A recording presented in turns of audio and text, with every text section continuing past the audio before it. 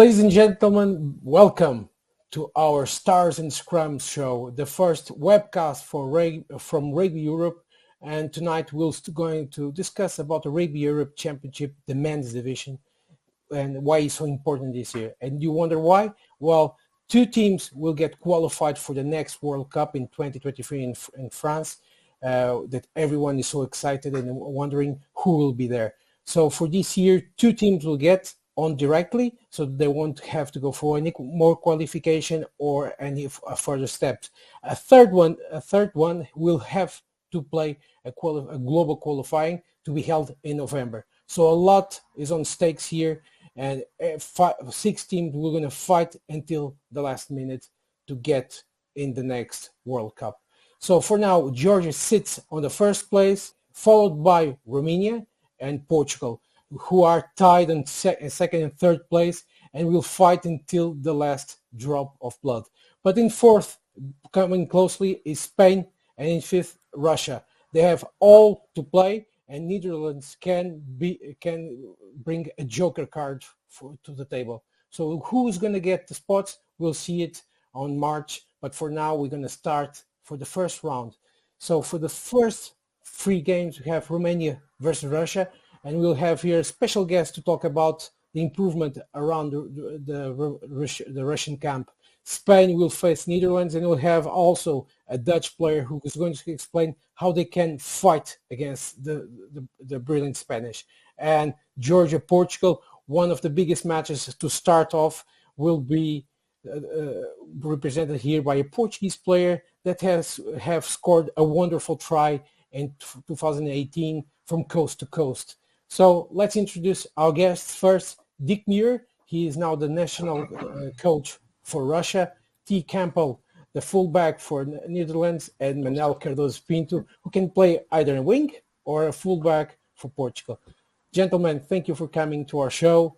I hope you are the stars. There's no scrums here tonight. That's our loss, but well, it's good enough. I'll start with the most experienced. He's not the most senior, but the most experienced. Dick Muir, you are starting now to guide Russia for this 2022. It's such a big year for you all, but for Russia, after not so good 2021, it's so important and vital to come very strong for this first round. How are you guys? How's the team? What did you get when you got in Russia? Yeah, it's been quite an interesting couple of weeks. I haven't been here for long. It was difficult getting into Russia, obviously, with the whole COVID setup. And having got here, we've had a training camp for 2 weeks, where we ended up having to cut our camp short because of COVID. And we have now reassembled for the preparation against Romania. And again, we've been hammered with COVID, so it's been trying times. But I must say, I'm very impressed with the attitude of the Russian players and the hierarchy of Russian rugby. There's a real eagerness to do well, and we've got a nice bunch of guys that know they've underperformed so far in the competition, and it's hopefully only one way forward. One way forward, so for the wins. I'll go here with you again, but now, T. Campbell, you were here in our pilot episode that we talked a bit about your career and how it's being on Netherlands.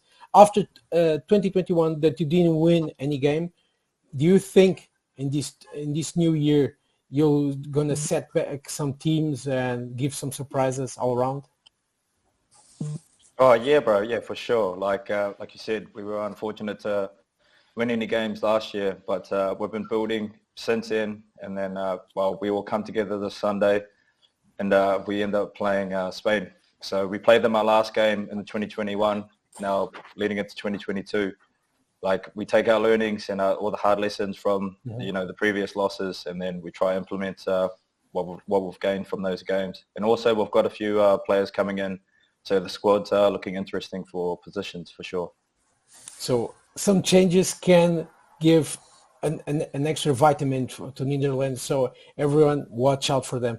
Manuel Cardoso Pinto, For Portugal, you were the biggest surprise last year. You won against Spain, a big win, in Russia, which was historic for Portuguese rugby.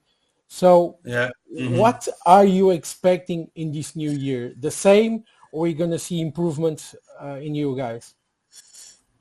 Improving, and we want to keep surprising the European rugby. And since 3 years ago that we got qualified for got promoted to the championship, and I think every year we keep surprising and keep improving, and that's what we are expecting for this first game against Georgia.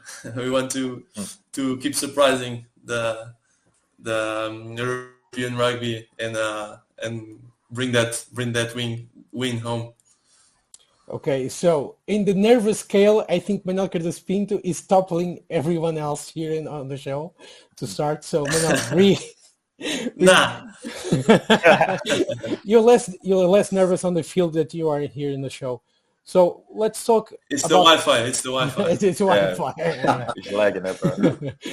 Dick, I know you had some setbacks on the camp because of COVID and so on. But what was your first impression in the guys? So Russia normally is a very physical team, but they're sparkling some stuff too with the ball in hands. What was your first impression? Yeah, I must say I was quite impressed with the standard of the competition, first of all, and as you correctly said on the program, all these sides have improved so much over this tournament. It's good to see. I think it's good for world rugby, number one. And, the findings that I had working with the Russian players is that there's this willingness to want to be better. And the thing that stood out for me is they watch a lot of rugby. I don't think the foundation that they work off is as good as what it can be. And therefore the basics aren't quite there. But the enthusiasm is there, and that takes you a long way with preparing a team when you've got guys that are willing to work hard and to make sacrifices to improve. Yeah, you come from a country that players sacrifice until they have no life in them. So for the people who don't know Dick or know little about his coaching career, he was in the Sharks Academy, he was in the Lions, he was on the Springboks as assistant coach. So a long career, a lot of experience. So I think the Russian players look to you for solutions and new ideas, or am I wrong here? Yeah, they would be, and they've had some good coaches that have worked with him. So, it's a little bit surprising to see where they're lying right now. But I think it's just due to the circumstances and to how the other sides have improved, and I think the Russian team hasn't really adapted to the circumstances. And I think it's all about who you're playing, what you're wanting to be able to do to get that win, and to be sitting 5th out of 6 in the competition is not good. And Russian rugby as a federation have got some big expectations. So I'm excited to be part of the team. So we understand now a bit about Russia, who will come strong this year. I'm sure of it. T. Campbell, we talked about Netherlands last year, but people have to remember you just got promoted for the main division after years and years of fighting to get there. You are here, so there was no expectation with Netherlands, but this new year with new players, I saw on Twitter some people talking about that there was reinforcements coming for the Dutch camp. So things are going to start to get very real for you. But what are you expecting for these first 2 rounds? Well, of course, I'm expecting our boys to, show a lot of heart because they're top-class teams and they've got plenty of experience in the division. So I'm expecting for our boys to, step up and, like I said earlier, take our learnings, take the hard lessons, bring forth, and then hopefully we can tip the scale in our favour a little bit in terms of score lines, or maybe bring the margins a bit closer and slowly inch our way to yeah. So maybe getting a win. So inch by inch, meter by meter. Yeah, man. A bit of razzle dazzle also this year. Yeah, as well. Hopefully.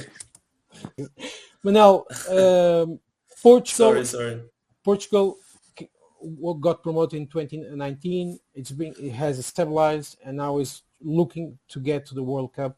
It's a dream after 2007. You have a lot of young players in the camp, so people don't know what you're going to do. So what do you expect to happen, to what will happen against Georgia? Can you give us some hints of what you have been doing, what you've been planning, without giving the strategy, please, or your coach was going to kill us? No, never the strategy.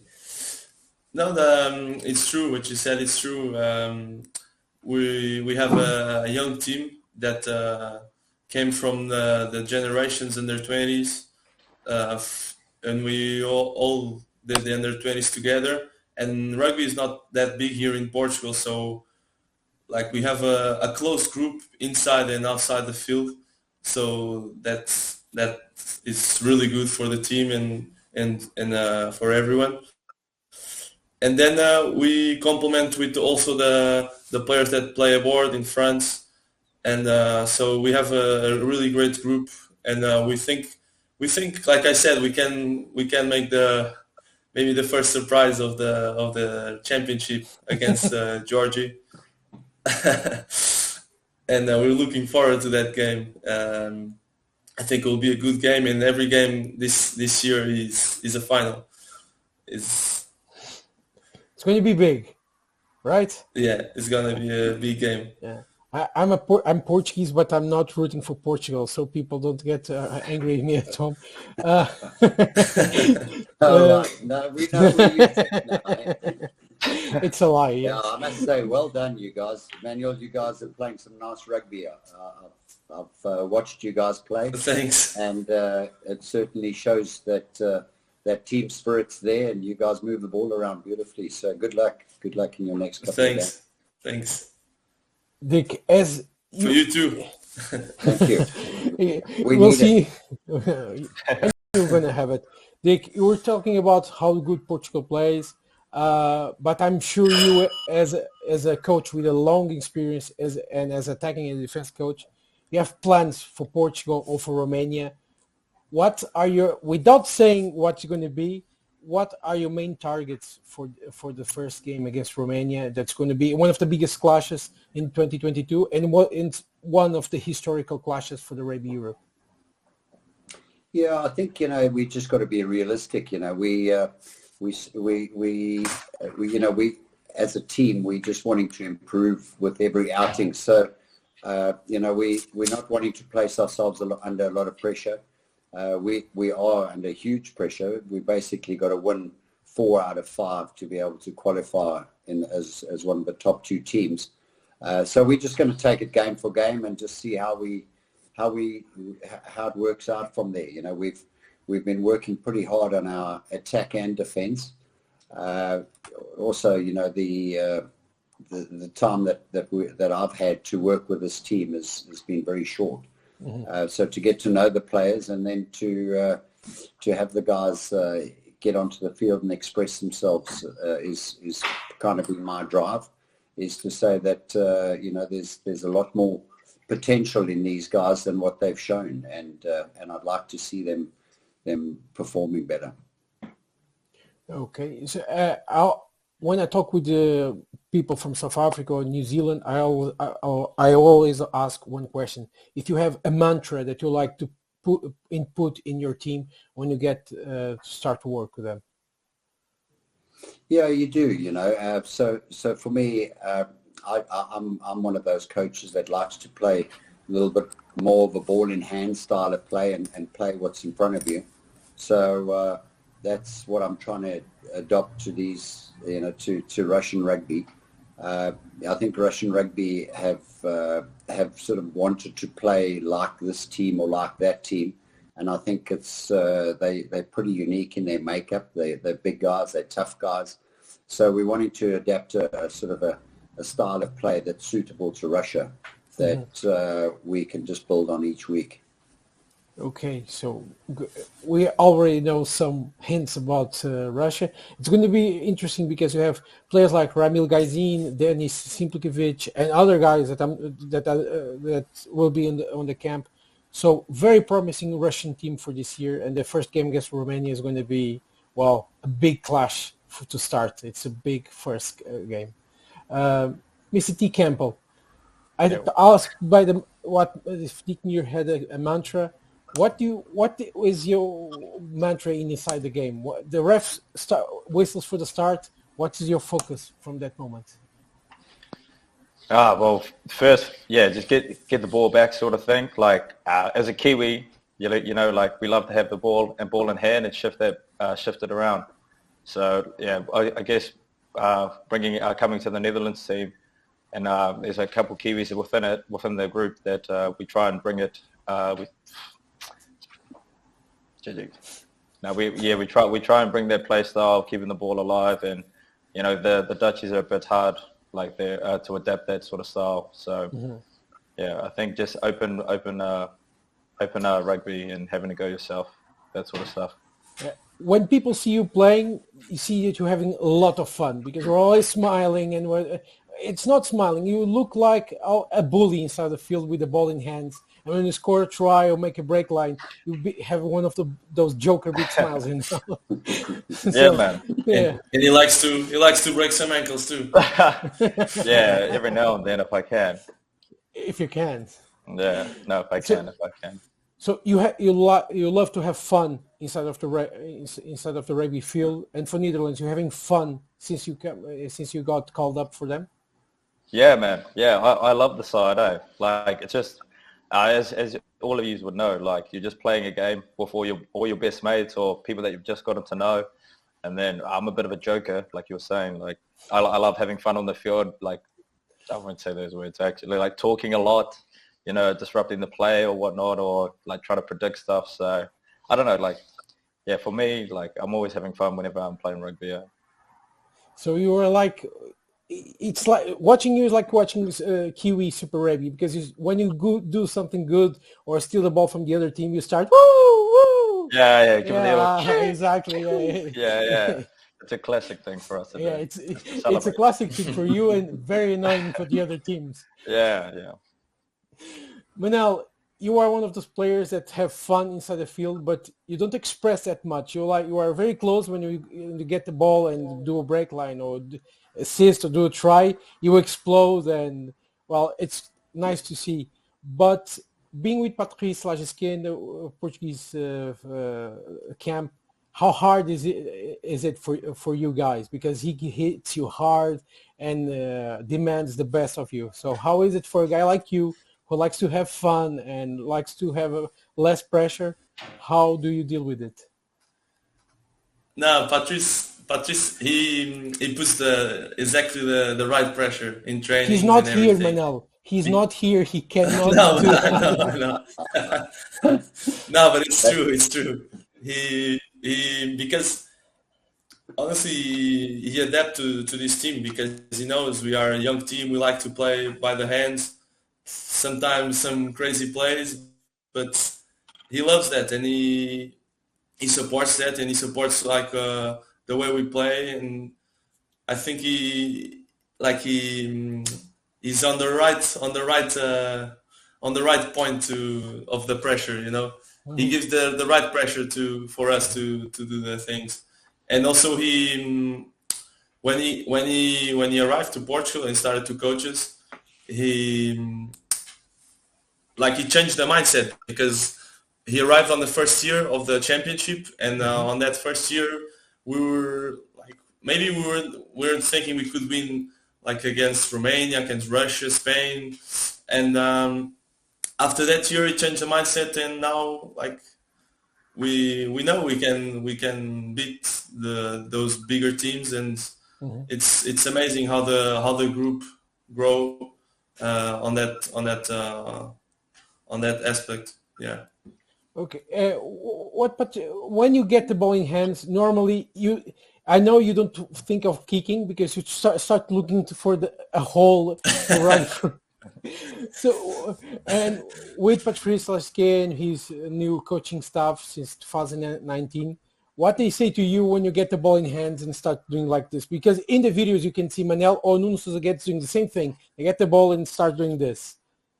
And for your team, it's good if you do a break line, but if you don't, it gets the pressure. So what is the mind, not the mindset, but what is the best advice that the coaching staff give to you in those moments?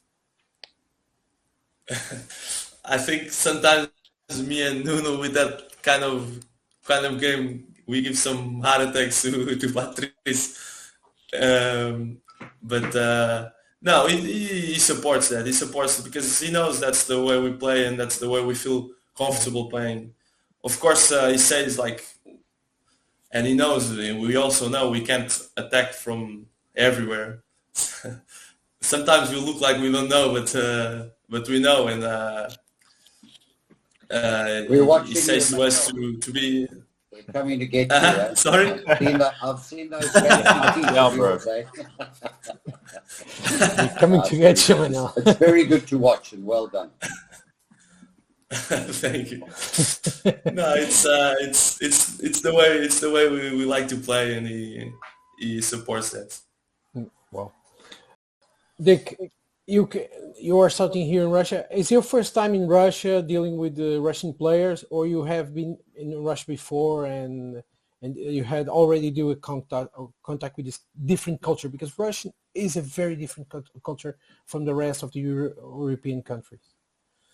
Yeah, it is. It's quite a different sort of environment in that. But for me, rugby is just such a special game, and it's the ultimate team game that everybody's been talking about. And when you've got everybody pulling in the same direction, you're just that much more powerful. So there's no secrets about how the game is played, but you just, as a group, you're far more powerful when everybody's pulling in the same direction. I think that's one of my biggest drivers is trying to get everybody aligned and making sure that we're able to play a style of rugby that's suitable to the sort of skills set that we have, and hopefully improve that skill set as we go along. It was very important in those type of new ideas or improvements in the Dutch teams. We saw a bit on that in the Super Cup, one of the Rugby Europe's new competitions, with 8 new franchises. So what do you think? The Super Cup helped the Dutch team get better in this last year? Yeah, for sure. Like, majority of players in the national team are Dutch-based players, so it was another platform for us to all gather and play against some good quality teams. And then we ended up taking a few things that we do with the national team, and then we implemented some new things as well with the Delta side in the Super Cup. So it's helping to bridge the gap a little bit, but I think if we're able to play some more high quality games like that, then slowly but surely we'll get to a higher level. We'll get there. Manuel, you didn't play in the Super Cup because you were playing in Narbonne in France in the Pro D. Pro D2. Yes. It's not Pro D2, it's a Pro D2. Pro D2. But maybe you'll get the chance to play in the semi-final in April. What do you think about the Super Cup? You think it was a very good idea for Rugby Europe? It will help. It helped teams prepare better for the Rugby Europe Championship, in your opinion? Yeah, definitely. I think the level it keeps the level like up, and it's very good for the players that play in their own nations to have that level the whole year. And I think it was a really, really good idea and really good competition for all these nations in Europe, especially on this year that it's the qualification for the World Cup. So I think it's wonderful. Yeah. Tell me, I asked Dick and asked T. You are not already in France now. You were in Portugal, but when you were the 6 months in France in Narbonne, what food have you brought with you from Portugal to help you? Food-wise. From France to Portugal. Yes.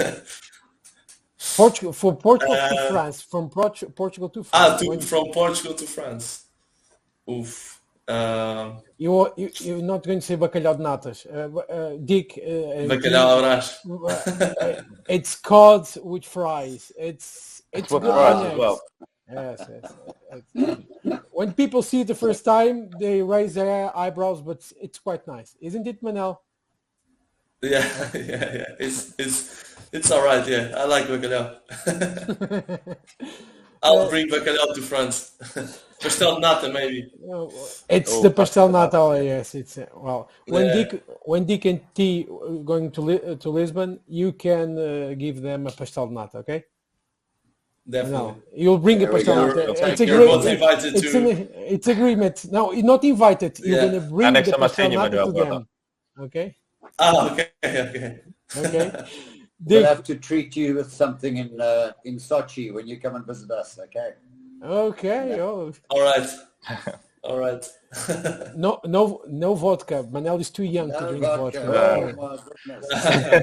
Russian water. Not a lot. Hard work, these guys. Dick, I have a question for you. In this year, the Super Cup brought some South African players to play for it. The Tel Aviv Heat team had some guys that played in the Curry team for the Sharks, like Jordan Chait. Let me ask you this. You coached Super Rugby teams, Curry Cup teams. So it's important to have this type of second level before the national teams to help improve the players. Most definitely. I think there's not as much pressure, and the sort of spirit that it's played in, where that you get rewarded for tries and the bonus points and things like that. I think it's really great as well. But it allows players that are playing in those countries to also play in those super competitions, and therefore it brings a different element to it. And I can only speak from Super Rugby perspective that I've had experience in coaching in, but it allows the players to express themselves a little bit more, take a bit more risk, and I think it's beneficial to the game. I know you came like 3 weeks ago to Russia. You talked with some of the players. Did they express anything about the Super Cup? Do you think they are more ready to understand the other teams? Because Super Rugby was important for New Zealand players in South Africa and Australia, because you got all year to get connected and to understand how you think, how you play it, etc. You think the Russian players got to understand how the Portuguese? They didn't play against the Portuguese, but they saw them.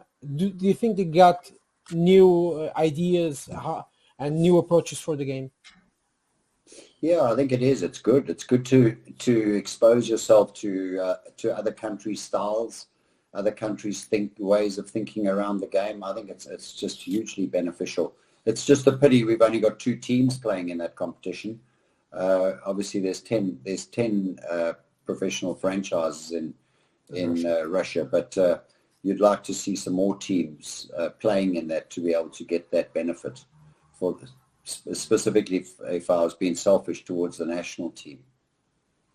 Okay, so Dick Muir wants more teams in Super Cup. So we have we'll have to do improvements for 2022. Good idea, Dick. So we're now approaching the end of the show. I'll start with you. For the first round, you can't predict your score against Romania, but Georgia, Portugal, and Spain, Netherlands. What's your prediction? Your wizard hat. What tells you who's going to win? What do you think? So, are you asking me? Yes, I'm asking you. Yes. Yeah. So, look, just having watched the competition and seen how these teams have improved.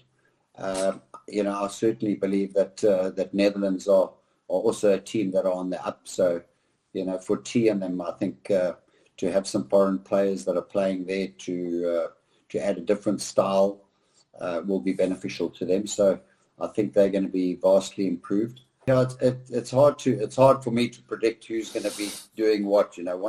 once the comp gets going, then I think it'll be easier to see. But yeah, I just want to wish everybody well, and for their nations, it's a great opportunity to go to the World Cup, and we're going to all be fighting hard for those 2 slots, and good luck to everybody. Yeah. What do you think? Portugal can do something against Georgia and Romania, Russia. What are you expecting about that big game from this first round? I'm still pretty fresh to the European rugby international scene. I obviously debuted last year, so just going off our past results and how the teams that we played against, like the Georgia-Portugal game, and I'm pretty sure that they were pretty close in their last fixture, right? Like the Georgia and Portugal team. They lost. We were winning 10 points first half, but then then last 15 minutes they scored twice. Yeah. So I believe their game will be pretty tight. I'll tip it in favour to Portugal though, because it'd be nice to see Georgia lose for once in a while. Ooh, Nothing against him. Nothing against him. And then and then in terms of the Russia-Romania game, it'll be a big heavyweight game, of course. And Romania was pretty dominant when we played against them, so I'd probably tip it in their favour. Unfortunately, sorry, bro. But still, all the best. All the best for you guys. Yeah, that's just got personal experience anyway. You have a big target on you now. You can. Number 15 with blonde hair, smashing. Yes.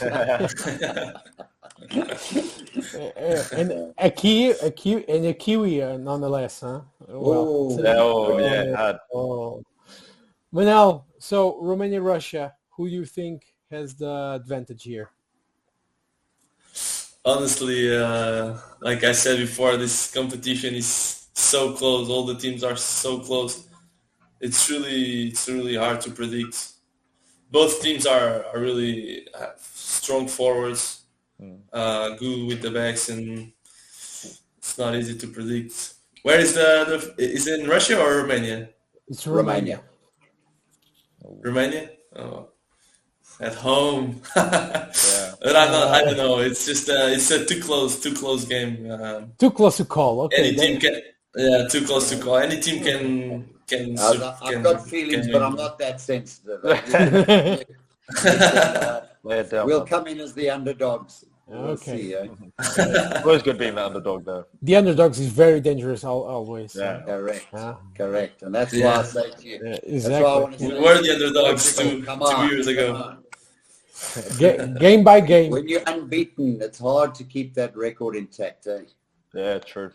Because the target gets bigger each time. That's right. Right.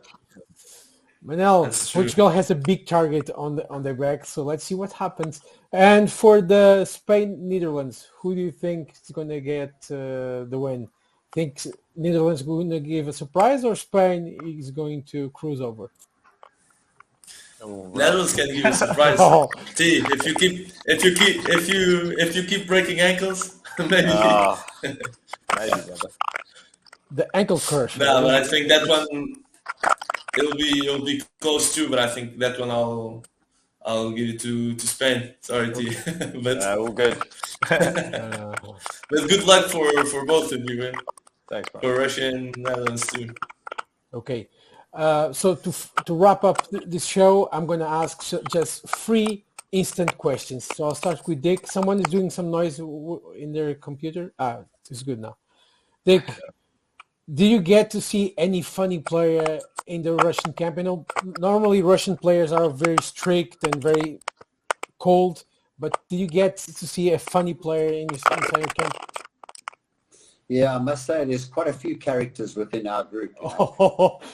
Yeah, so it's trying to unearth those personalities, because as you correctly said, they're pretty reserved, the guys, but there's some proper personalities there. Mm-hmm. We've got there's always characters amongst the scrum halves, and we've got 1 or 2 scrum halves there that are always up to no good.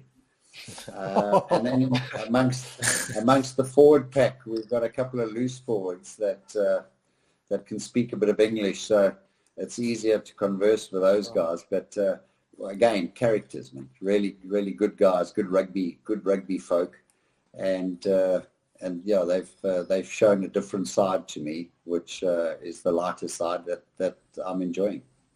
Okay, so Mr. T. Campbell, who is the funny guy in the Dutch camp? It's you? Nah, I'm a funny guy. I'm a funny guy though, bro. Nah, it wouldn't be me. Off the top of my head, it's a bit rough to like put it down to just one person. You have to put one person.